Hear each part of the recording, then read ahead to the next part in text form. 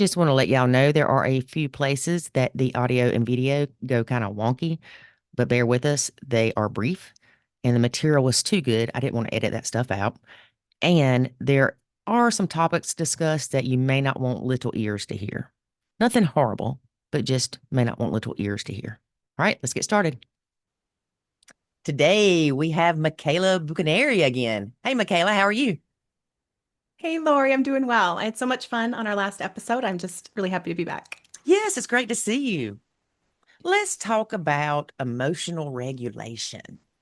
Let's. It's one of my favorite topics. I could talk about this for ages. So, yeah, emotion regulation is kind of the headline message that if someone's going to just listen to 30 seconds of this episode, which I hope they stick around, and they're just going to run with one idea, I want them to recognize that emotions are not the enemy. We love emotions. Emotions are beautiful. They add color to our lives and plot twist, they're unavoidable. But emotion regulation is about learning to work with your emotion. It's not about suppressing emotion. Right. So that's kind of the big core idea here that I want everyone to walk away with is you can learn to work with your natural emotions at different points along the way, but you're never wanting to like fight or stuff them down. That's when we start having extra problems coming up. 100%. And I know a lot of people will say that nachoing is just sweeping things under the rug. No, it's not. It can be viewed that way if you're not doing it right, but it's looking at that issue and giving it the proper emotional weight. And you can be mad 5 minutes.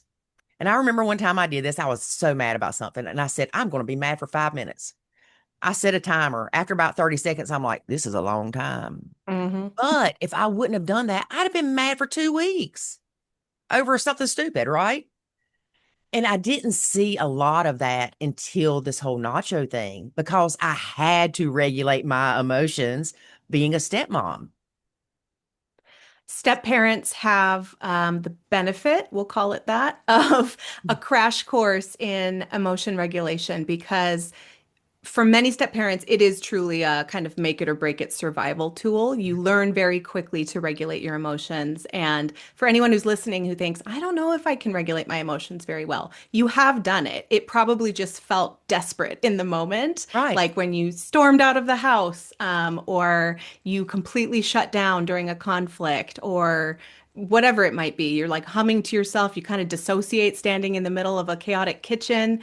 Those are all attempts to regulate your emotion, and it probably worked. But the point here is that there are other ways you can be working with your emotions. But yeah, I agree. Step parents learn it pretty quickly. Well, and I think a good example is if you're at work and your boss says something that makes you mad, you don't go, well, that's stupid, right? And if it upsets you, you just don't really respond like you would if it was your partner or your kid. That's emotional regulation. I love that example because if we just sort of tease that out a few more logical steps, it might have felt like you were stuffing down your emotion in the moment just to get through, but chances are that energy went somewhere. You called your friend or your mom on the way home, you spoke to your spouse, you journaled, you did like a angry power walk around the neighborhood, whatever it was, there was some way that you were bringing yourself back down to a baseline. And Mhm. that is a perfectly acceptable way to regulate your emotions. But yeah, that's a really key piece of it is you weren't just stuffing it down and hoping it would disappear. You were just sticking a pin in it because that situation, it was not an appropriate time or place to be reacting maybe the way you initially wanted to. Right, because you'd be unemployed. Yeah, for sure. It was funny when you said something about the angry power walking. I'm Yeah. picturing this neighborhood where there's 10 stepmoms and they're doing this angry power walking all around together. I would 100% join that club. I might Yes. start that club. Yeah. Yeah, there you go. Stepmoms, we'll have to think of a good name for it. So I know when I was younger that I had a lot of issues controlling my emotions. I would go from 0 to 120, bam. Then 10 minutes later, after I'd calmed down, I'm like, that I don't understand. I don't know why that happened. Why did I react that way? And I wasn't given the tools to help me understand those emotions. So as an adult, I had to work really hard on identifying those emotions and finding the root of where they're coming from. It's not always what's in your face that's causing these emotions. That is so true. And I think that's a really common story many of us have when we look back. Even if you were fortunate to grow up in a family where everyone spoke about emotions in these really like open and non-judgmental ways, which Mhm. is not most people. Even in that case, there likely was a point where you realized I'm missing some information here. Like I'm lacking the tools or the awareness to actually work with what I'm feeling. And so I think about it in kind of two different, there's sort of two different toolboxes that you can be pulling from, and they influence one another when it Mhm. comes to working with your emotions. So one is just emotional awareness, emotional vocabulary. Can you name more than three different emotions, right? You know, those Right. people who are always just everything's anger or everything's sad or everything's bored, right? That comes up a Mhm. ton with kids.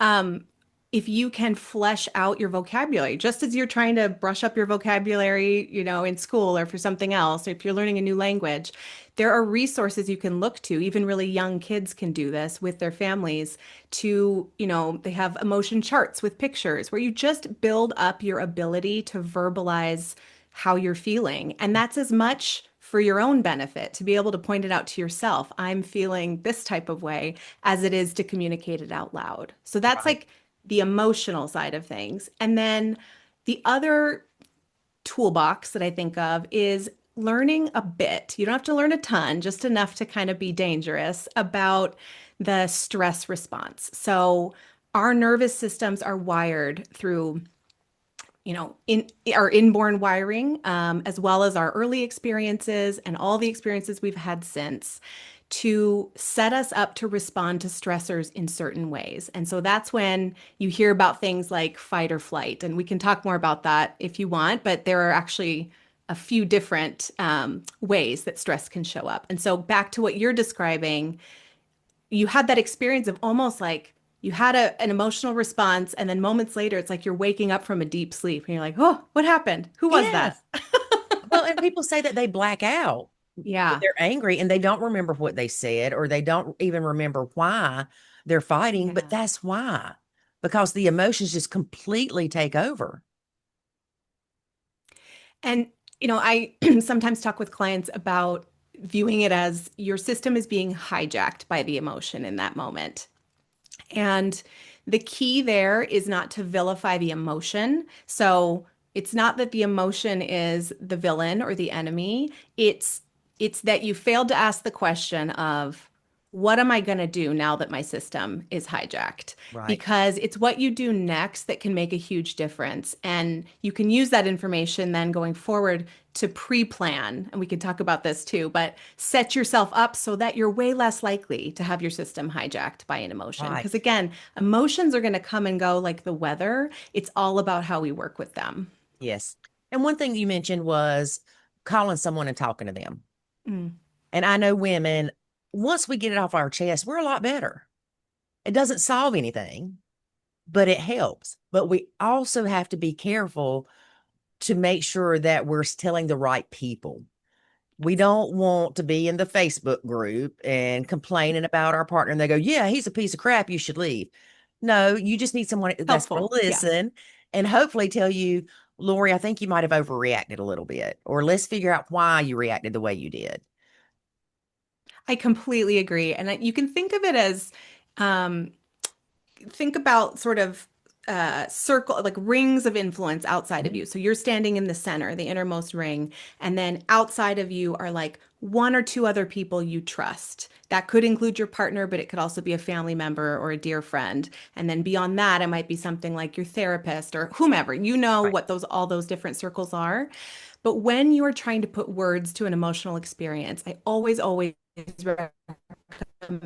and you get really well practiced at standing firmly in that center dot first Mhm. before you post in any kind of group for sure, but even before you know, power walk with a friend and tell them about it.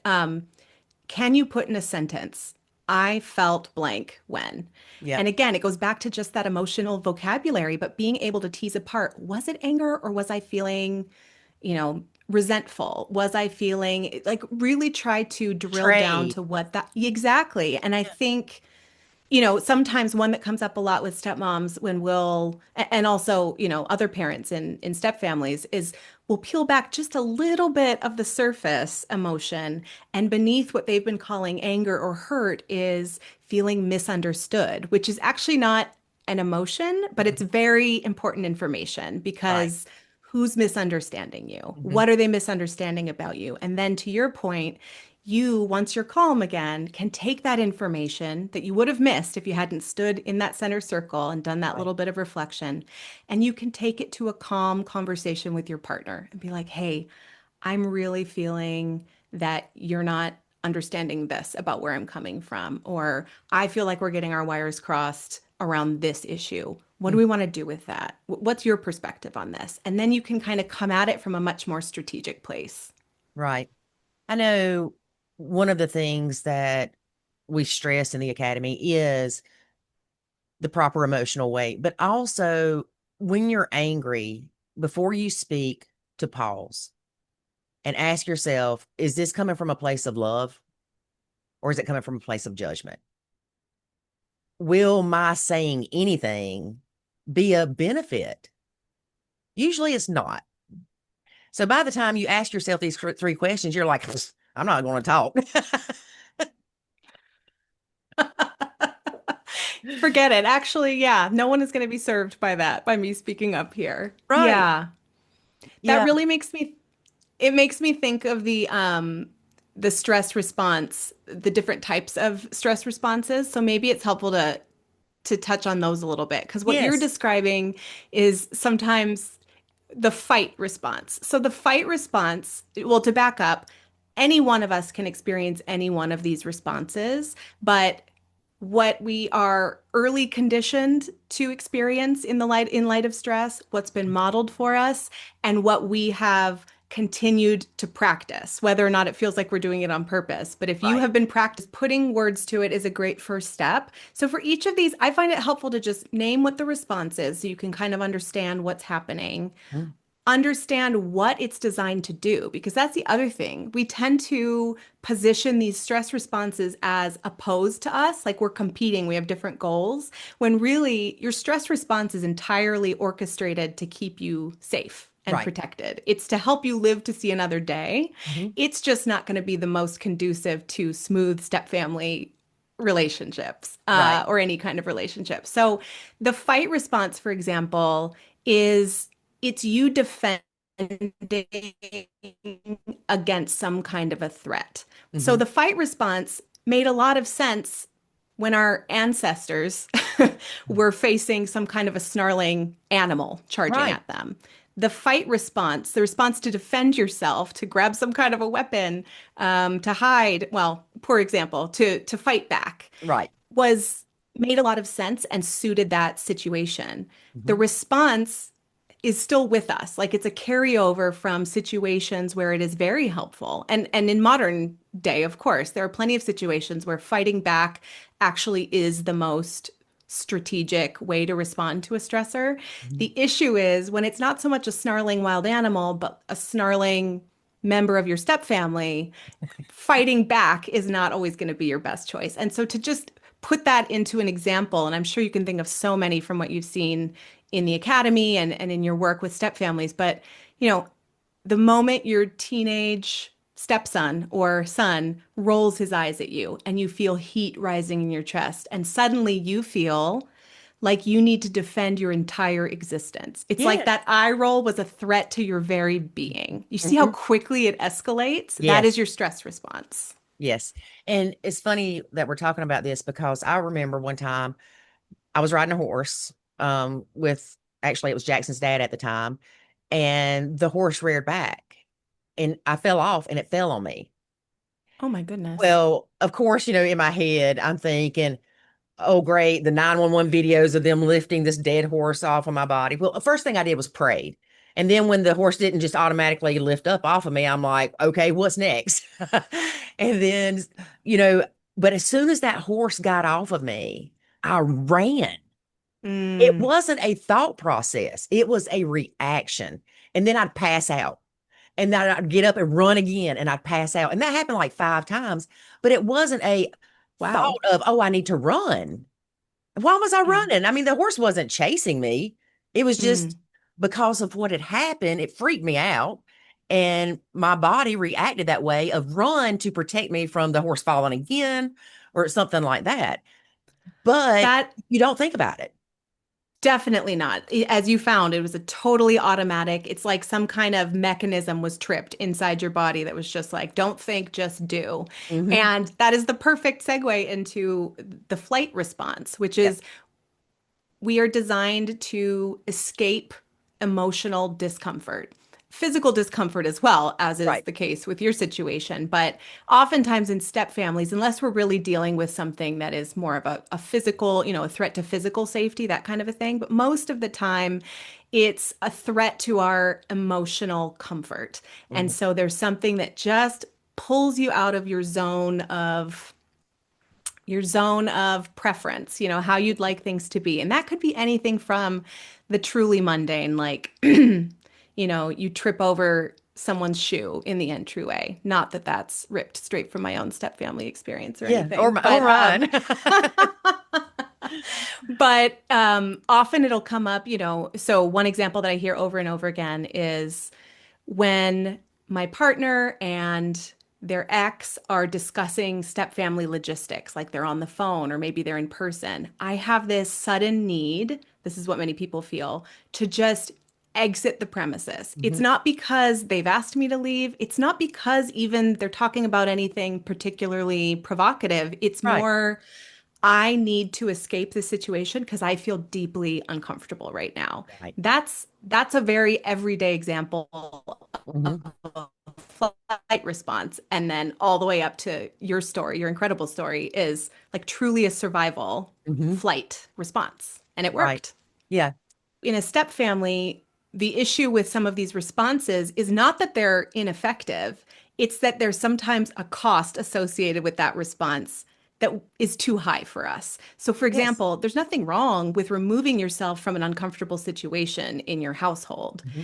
But if you're always flying out the door every single time the other household calls and there's some kind of a co-parenting discussion, of which there will be many, Hmm. it might cause some friction between you and other members of the household. Or maybe you just will grow weary of having to flee your own home to escape this discomfort. And then the other, just a footnote to that, is that the more we double down on one type of stress response without intervening in some of the ways that we'll talk about, it just becomes stronger and it tends to take more and more of that response to meet the same need. So you might need to get in the car and go for a long drive every single time. And pretty soon you're needing to just flee more or fight back harder. And it just becomes unsustainable and Exactly. exhausting.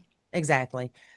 And you might not have even felt the need. Like it might truly have felt like it was just an automatic process. And so, Right. just to normalize, Lori, that's why it can be so hard to understand, is because you're thinking, I didn't even make the choice. I Right. mean, yes, on some level I did, but it was not a conscious decision. And so that can make it remarkably difficult to just reflect on and figure out on your own. Some people are able to, others find real benefit in teasing that out with someone that they trust or a professional that they Right. hire to be able to trust. That's a perfectly acceptable use of therapy, for example, Right. of being able to sit with someone in a supportive, confidential container and let them know, hey, here's how I've always moved through the world. Here's this situation that happened, and I am puzzled by the way that it played out. Right. I'm really motivated to connect the dots, but I'm coming up short. That is a great way to use that kind of support because we can't always see it because it's happened within us. That is not nearly enough distance to be able to puzzle it out on our own.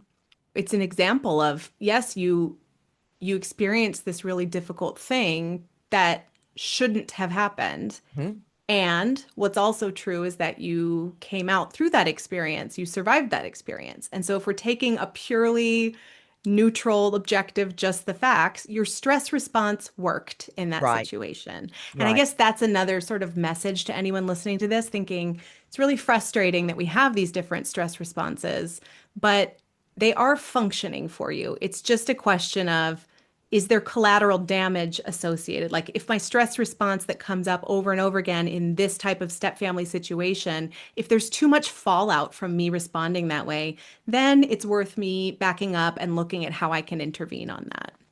Yeah, I think many stepmoms need to shift from fight to flight when something's going wrong. What I love about that is sometimes, the topic of stepping back, setting down certain responsibilities, opting out, disengaging, whatever you want to call it, Mhm.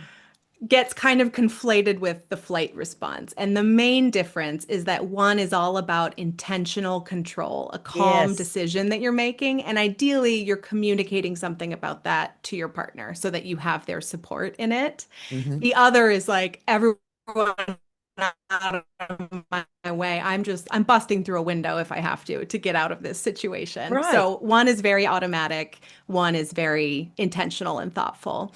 Um, but I like that you mentioned that because more and more what I see from stepmoms in particular, again, I go back to that just because that's who I'm speaking with the most. But Right. again, I think this could be true of anyone in a step family, is the fourth stress response. And this is one that is unique because not only do we not talk about it nearly as much, but it also is very tricky because it tends to be heavily reinforced in us, meaning people don't tell us to stop doing this stress response usually. And that is the fawn response. This is the idea of over functioning, making nice, people pleasing to avoid conflict or rejection. Hmm.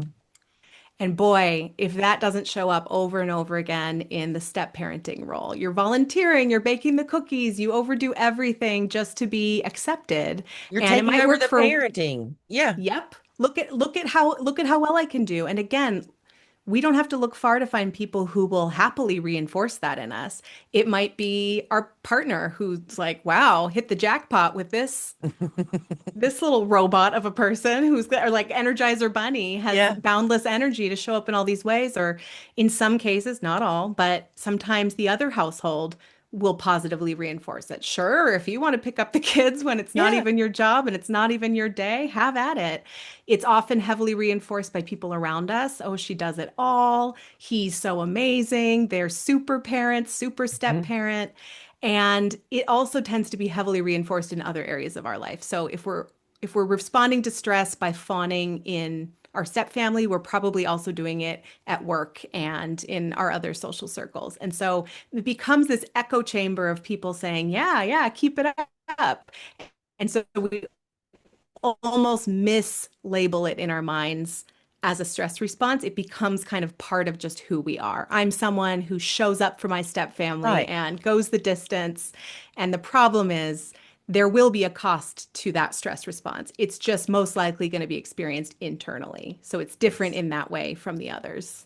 Yeah, because it can quickly go to I'm helping, Mm. being kind to I'm overwhelmed, I'm resentful. Right. And then it can, it can devolve into these conversations with your partner, for example, where they're thinking, I never asked you to do all this. And you're Right. thinking, well, yeah, but you didn't rush out to stop me when I was doing it. But ultimately, it comes back to, our own personal responsibility. We have to be the ones that are ultimately in charge of how am I responding in a stressful situation and how's that working for us? Right. And if you're talking to somebody and you're getting that feeling, I call it the little angry man inside, like I'm getting ready to get mad, kind of thing. And you can recognize that it's coming sometimes.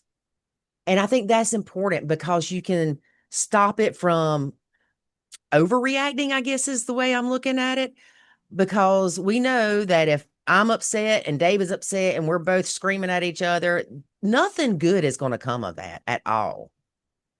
Definitely not. And that is not only is that something every single person in a step family can relate to, I'm sure there's like heads nodding as they listen to this right now, but also that is heavily backed by robust research findings. There is a concept known as our window of tolerance, where um, biologically, as you are edging out of the window of what your system can tolerate in terms of the stressor that you're faced with, Mhm. your capacity diminishes rapidly. Your capacity to have a thoughtful conversation, your capacity to connect meaningfully with the people sitting at your same table, your capacity to remember your own name, it all kind of goes away Right. because all of these other parts of your system have been recruited immediately. It's an emergency to keep you alive. It's like, no, put that aside. We're not trying to be polite. We're not trying to ask questions. We're not trying to hear our partner's point of view. All hands on deck so that we can flee, so that we can fight back, so that Yeah, we so we can can win. freeze. Yeah, so we can win. And again, live to see another day, whatever that looks like in a step family context. And so, yeah, it's the benefit. I mean, you could flip it and say the cost is really kind of the survival of your step family does depend on your ability to build awareness of how you're responding to stress. That's true of every member of a step family, um, every adult in a step family, I should say. But also, the flip side of that is that all the goodness, all the things that if you were to just brain dump everything that you want in your step family, the Hmm. connection, the trust, the shared meaning, the fun times, the Yeah. lightheartedness that is absent from so many step families when they're in the throes of just surviving, all of that is waiting on the other side of you being able to regulate your emotion. Hmm. Because as soon as you do, all of those systems that have been recruited to keeping you alive, you get all that energy back. And suddenly you're like, oh, I can think creatively. I'm calm again. I can pay attention to what I'm doing with my face. Right. So I Right. don't, so Exactly. I don't. Well, let's talk about how you regulate those emotions. What are some ways that, because a Yeah. lot of times we know, like we've talked about, it's instant and you don't have a thought process to it. Mm. So, what are ways that you can regulate that? I know pre-planning is So a big part, right? really big part. Yes. So when we think about regulating emotion, I would say most people, if you ask them, what does it mean to regulate your emotion? They're all zooming themselves to some imagined moment, usually from their own experience, or they're just using their imagination, where they are like standing in the thick of it. It's like in a movie where there's no like lead up to the action. They just drop you right into the scene Yeah. right in the beginning, right? That's where our minds tend to go when we think about regulating emotion is like, oh, what do I do when I'm already angry or when I'm already threatened? Um, but really, that is just like one little tail of the whole graph of where you can start to regulate your emotion. So let's start there and kind of work back. But there's Okay. actually, we know from research findings in emotion regulation that there are kind of five buckets of processes that regulate emotion. So the one that we started with, that's like right when you're feeling the emotion already, that's the way we can work with emotion at that point is called response modulation. So at that point, you have already felt the feeling, like you are already in the throes of your stress response. And your best hope in that situation is to influence your physiological or behavioral response. So Mhm. that's like at work. I am going to influence the words that come out of my mouth in response to this stressful interaction because I want to stay employed. Right.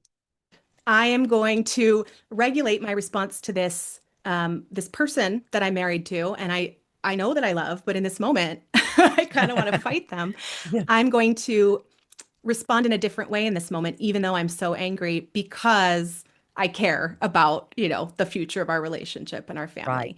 But the point there is that, it's you're already in the moment. And so while yes, there are things you can do to calm yourself, and I can share, I mean, there are so many little things that you can do. I can share for your audience, afterwards some resources that they Okay. can use to learn some of that. But one really simple one, no one likes to hear deep breathing, but truly, before you do or say anything and you're in the moment, deep breaths to calm your body before you respond any type of way. So I usually encourage people to stand with both feet on the ground. If you're not already, if you're sitting, just make sure that you're planted and pause longer than you feel is normal before responding. Right. So where you would normally be encouraged, you might feel compelled to cut your partner off while they're speaking. Instead, you wait a beat or Hmm. two Hmm. and you breathe. and you're not making a big show of it. You're not like exhaling like an animal to prove, to Yeah. show them how upset you are. You're just quietly doing that. And that should already give you a little bit better shot at making a good choice of what Right. you say or do next. So that's response modulation. That's in the moment. Hmm. Backing up from there is cognitive change. This is when you have felt the emotion and it's reframing your interpretation of the situation that you're in. So it's looking at maybe a rude behavior by your stepchild when they come back to your house. It's shifting the story from they don't respect me, they're trying to be rude, and you're already starting to feel a little bit of that emotion bubble up. You shift the story to they're struggling with the transition. Sometimes Yes. it's helpful to call to mind data you have from the past. We struggle with transition. Right. Transition days are kind of a challenge around here, Hmm. big surprise. But simply by shifting that, depersonalizing it, and making it a more neutral story about what's happening, you have a better shot at having a different emotional experience. So maybe the anger is starting to bubble up, but that kind of softens it. So it Right. doesn't reach the same peak. Hmm. Okay. So we've got what you can do when you're already at a peak in the moment. Hmm. We've got changing the story, which is softening that curve of the emotion. Then you can back up even a little bit further and you're already in a situation. It's already you're in a situation, maybe, I don't know, one that's fresh in summer that I'm hearing about a lot is like road trips or family Yep. vacations, right? Your partner has planned this beautiful trip for your family, and one of the kids is giving an eye roll or is giving attitude or speaking with a tone or is just generally unimpressed and uncooperative, right? Yeah. Attentional deployment is choosing in that moment to shift your focus to a different aspect of the situation. Right. So rather than staring in the rearview mirror at the facial expressions of the teenager in the back seat, you're looking at your partner and you are feeling appreciation for the trip that they've planned. You're maybe choosing to talk with them about, your ETA or what you're going to get for dinner. You're maybe thanking them, doing a little bit of modeling for the ungrateful rest of the family in the back Right. of the car. I really appreciate you planning this for us. This is so great. If all of that is too hard, you can just shift your attention to something not relational. You could sing along to the music that you're listening to. You could stare out at the blue sky. It's just shifting what you're focusing on because where you focus your attention, that grows. And pretty Yes. soon that can have a complete shift in your emotion. Yeah. So, see already how we're backing up and you've got more and more influence the further out you start to intervene. Right. I know we were in church one time. I don't want you to lose your spot, but we were in church Yeah. one time and they had the clicky pens. Well, I didn't notice it, but David did. So then he brought it to my attention. Well, guess what? That's all I could focus on. Yeah, of So on course. on the prayer request, he said, "Get rid of the clicky pens," because he could not Yeah. focus after that, and it kept getting louder and louder in his head. Right? That's so real. And I mean, truly putting it into a step family perspective, there will be some situations where that is just a really tall order. You're like, I'm going to have a better shot at changing the story about the annoying thing that's happening Yes. than I will not noticing the annoying thing that's happening. So you get to decide. You can kind of think about this as plotted on a timeline, but also when you're in a situation, you can just check in with yourself. Like, Right. what's going to be the winning strategy here? What can I actually pull off? Right. Because none of this is worth anything if you can't see yourself practicing it and if you're not going to follow through on it. Right. Because, like anything else, it just gets easier with practice. So, yeah, I love the clicky pen example because that could be so many different things in step family life, Yeah. right? Yeah. Yeah. The kid breathing. The kid breathing. Why must they breathe that way? Yeah, Yeah. exactly. Yeah. All right. So backing up from there, Mhm. the second to last one, we can think of these again plotted on a timeline. So we've started at what we're doing in the moment to change how we respond to emotion. Just back from that is reframing the story we're telling ourselves about the situation. From there, we're shifting our attention to something else happening in the situation. Prior to that is what we think of as situation modification. This is altering the situation in some way to reduce emotional impact. So this is different than changing your focus. This is like you're actually orchestrating the situation a little bit differently. Mhm. But importantly, this category is where the situation is unavoidable. So you can't just not go to the place that's going to Right. cause the situation, but you can change some aspect of it. So if, for example, a co-parent has an arranged um, transition, like exchange of the kids in their parenting agreement, where the other parent is going to come to their home. Hmm. And that has so far been unsuccessful. It's caused conflict. There has been, they just camp out in the driveway and it's hard to get them to leave Yeah. afterwards, whatever it might be. You might choose to modify the situation by saying, hey, let's find a neutral transition ground. So you're not, the situation still has to happen. There still has to be a changing of care for the kids, Hmm. but you are amending that situation in a way that will greatly reduce you having a negative emotional experience in Right. that situation. You're way less likely to be hijacked at like a McDonald's parking lot than you are on your own turf. Right. That's the idea. Yes. All right. And then the best one of all, the one that I think I wish way more of us took advantage of because it has so much influence over our emotional experience, is situation selection. And that's just what it sounds like. It's choosing which situations to enter or avoid. And I think this connects so well to how you and David work with step parents. It is deciding to skip an outing that always ends in conflict, always Right. drains you. It's deciding to opt out of a set of responsibilities that to this day have never worked out for you or Right. anybody else. And so many of us overlook that choice point. We don't think of that as emotion regulation. Right. And I think one of the biggest culprits for why we don't is we get caught up in the story about what it means about us if we say yes or no to that situation. Do you Right. agree? Yes. 100%. Like, Yeah. what kind of step parent wouldn't fill in the blank? Yeah. Wouldn't go to little Johnny's volleyball game. Well, the kind that doesn't want to sit there beside bio mom and bio mom talk about how great sex was with her ex. Yeah, who wouldn't want that? Yeah. I mean, And that's where I think just really stepping back and connecting it to what is my actual goal in this role? Is my goal to check as many boxes of what a good step parent ought to do in the eyes of everybody around me, oh, saw the most of eye whom I roll. don't even know, right? I insert eye roll here. Or is my goal to connect meaningfully with these kids? Is my goal to be a supportive presence in their life? Is my goal to live a stepmom life or a parent life that I can live with, that I actually enjoy? If Right. all of those things are my actual goals, then actually this situation that has moved me further away from those goals than closer to them, it's got to go. So Right. that is situation selection. And that is like if we charted the amount of influence each of these five choice points has on our emotional experience, that one is the lion's share. Just Yes. choosing which situations to put yourself in.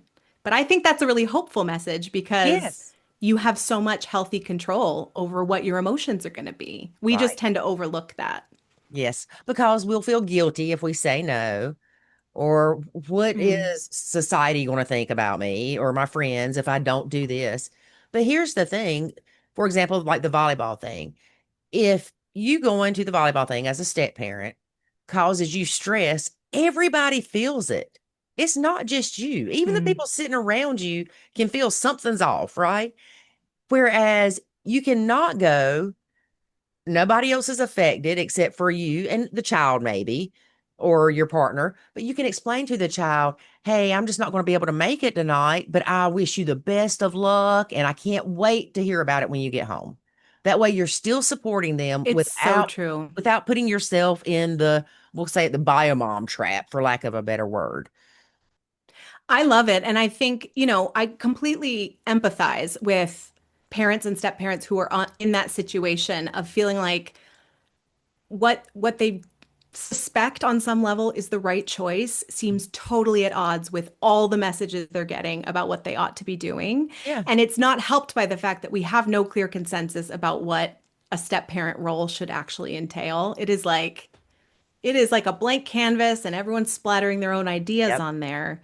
But what you can always come back to as your North Star is what you know about yourself. And that's to kind of bring it full circle back to self-awareness. That is going to be the secret sauce in thriving in your step family, because you can always trust that. I know when my system is being hijacked in my stress response. I know when, I'm going to have a really hard time in this situation telling myself a different story about what is happening or shifting my attention. And so, actually, the right choice for me, if I do care about showing up in a certain way, meaningfully, relationally in my step family, I've got to make this different choice. And Right. just know that brings with it some temporary discomfort because there's a gap between the Right. choice you're making and what everyone is telling you the right choice is. But the payoff is so much better. The payoff is peace and meaningful connection in the long run, which is like priceless. Right. And those are all things that you can control. Hmm. A lot of times growing up when you're 16 and you're having all these emotional reactions, you're like, I can't control that. You can. You can. And it amazes me. I look back 20 years ago how I would react to something and now, and I'm like, man, I've grown up. I'm so proud of myself because it's like even somebody riding behind you, riding Mhm. your butt in the car. I can't stand it. It drives me crazy. Used to, I'd tap the brakes. Like, you gonna eat the butt end of this car. Now I'm like, pff, I pull over. I'm like, have a good day. Not going to Mhm. steal my joy. I'm not going to get mad because of the choices somebody else made. That's the ultimate flex, Lori, I believe. I think, I know. I think about, some of my younger stepmom clients who are, just getting started in this role. We'll talk about aspiring to be unbothered. And I love when we talk about what that means to them. Yes. It's all of this. It's not caring. It's not about being disinterested. It's actually aiming for something above and beyond just the approval of everybody else. Because if we're being Yes. honest, that's all we stand to gain by making a bad choice over and over again Mm, in service of other people's opinion is we've just gained their approval, which is fleeting at best right. and doesn't actually translate to what is going to help us long term.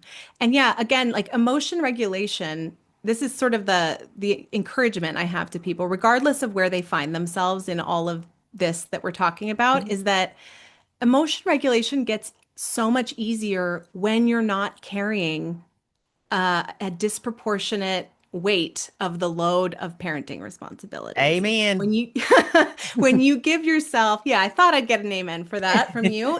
When you can step back with intention Mhm. and focus the full might of your beautiful brain and heart on the things that are actually on that short list of what's within your control, Yes. the payoff is huge. And likewise, bonding and connection are a heck of a lot easier to do when your emotions are well regulated. So it's really this self-perpetuating cycle.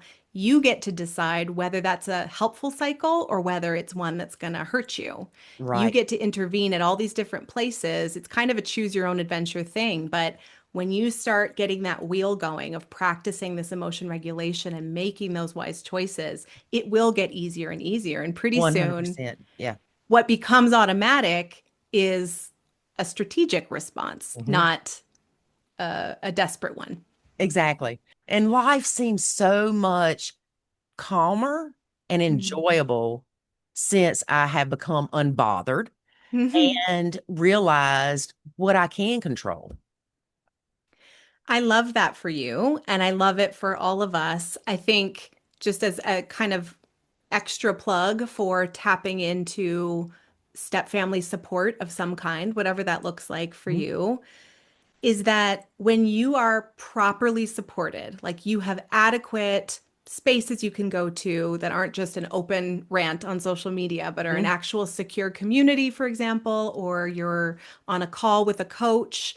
Um, when you have that level of support that can bolster you appropriately, you become far less likely to need to seek the approval of faceless people out in the public. I Yeah. think people who are particularly prone to that, we see it a lot early on in the stepmom journey, right?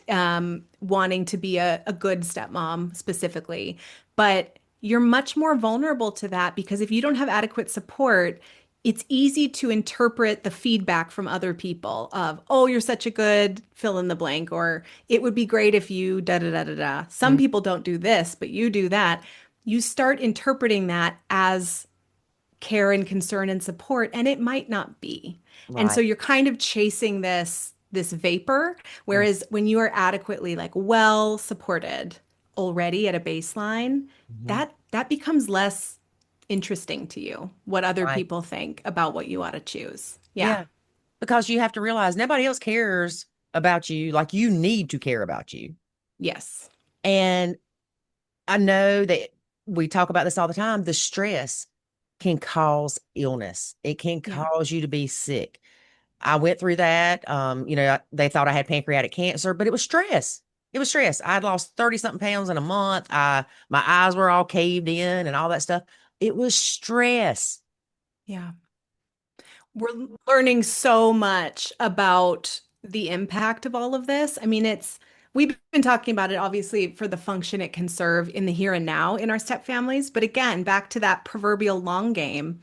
Hmm. Ideally, you are around and feeling great, and your partner is for as long as you want to be. Hmm. Um, and a major factor in that is how you are working with stress here Yeah. and now. And so, yeah, from everything from your immune system to digestion to sleep. I mean, there's a Yeah. ton of research that's just piling up on how our ability to intervene at all these different points with our stress response just pays huge dividends for our Yes. health. Yeah. 100%. Actually, I had a friend that was a gynecologist, and she tells her patients, if you're coming in for your yearly checkup, don't come if you're stressed because your body can normally fight off certain things. But if you're stressed, you don't have that strength to fight off stuff. So you could have a pap smear come back abnormal. Whereas if you waited 2 days when you're not as stressed, it could come back normal. And then also, another doctor, he does a lot with breast cancer and ovarian cancer. And he talks about how much the positiveness and not being negative as far as, oh, I've got this and I'm dying, but the positive outlook and also that control of the stress impacts you greatly on how your body goes with healing that.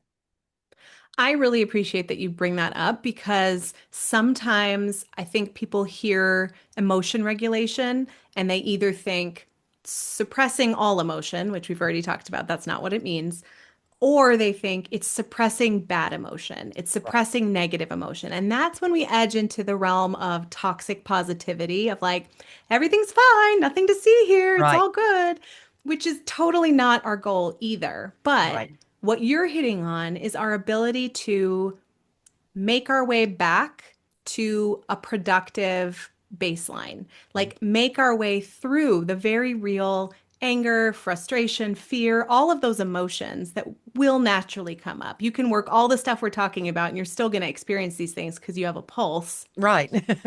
When you let that emotion come and you work with it in the ways that we're talking about, your ability to then regulate yourself back to a baseline is absolutely predictive of all these great health outcomes. But we Right. tend to kind of, and so when we think about positive emotion, that's really what we're talking about is that sort of forward focused, adaptive sort of position. It's Right. not just about being, quote, happy, especially in the, in really challenging circumstances. Mhm. It's about believing in our ability to regulate ourselves back to calm. That is everything. Yes. Yes. And it's so important to be able to do that, especially as a step parent. Yeah. And the more that we as parents and step parents and adults in general can be this way, the more kids can learn from us. They're watching. They're Yeah. watching how we're working through stress. And sometimes, I'm not sure if you hear this from the parents that you work with, sometimes I'll get questions about, is it all right to show our stress in front of the kids? Obviously, we're not talking about, most people know better than to disparage the other parent in Yeah. front of the kids or Or anything punch like holes in that. the But wall. Yeah. right. But is it okay? Some people have a lot of concern about, is it traumatizing the kids for them to see when I'm feeling anxious about something? It might not even be step family related, just having an anxious day. Or if they see me down, will that negatively influence them in some way? And again, the key is modeling for them. Yes. I can feel this way and come out the other side because I'm choosing to do X, Y, and Z, because Right. I'm paying attention to X, Y, and Z, because I'm approaching my own emotions with curiosity and kind of a learner's mindset. That's a wonderful skill set to model for kids. So I don't think people need to be fearful of that. I think it's just as you said, it's an opportunity to model for them because they're going to have to do it for their whole lives too. Right. Right. And you see so many kids that they're like, I never knew my parents didn't get along because they didn't show any emotion. And I Yeah. think it's important, and we'll end with this, is I think it's important. It's not necessarily putting in more positive, it's getting rid of the negative. Mm-hmm. Mm-hmm. Because you can blow smoke all day long and it's not going to change anything. Yeah. Yeah. I agree. Yep. All right, Michaela, I could keep you for here forever, but we got work to do. We got to save the Yes, we world, do. right? Go team. Yeah. Yes, go team. Well, we'll have you back soon, I'm sure. And as always, it was Thank you so great. much. And Yeah, it was a total treat. send me those resources and I'll I will. share I them. think what I'll do is I'll put together a special page for your audience, and Okay. then we'll just wrangle everything together. I'll include some notes about the topics we've talked about, maybe some recommended readings, and then even some scripts just to help you work through some of those 5 different choice points we're talking about, questions you can Yes, ask yourself. So, exactly. Well, yeah, thank you again, and we'll talk to you soon. sounds great. Thanks.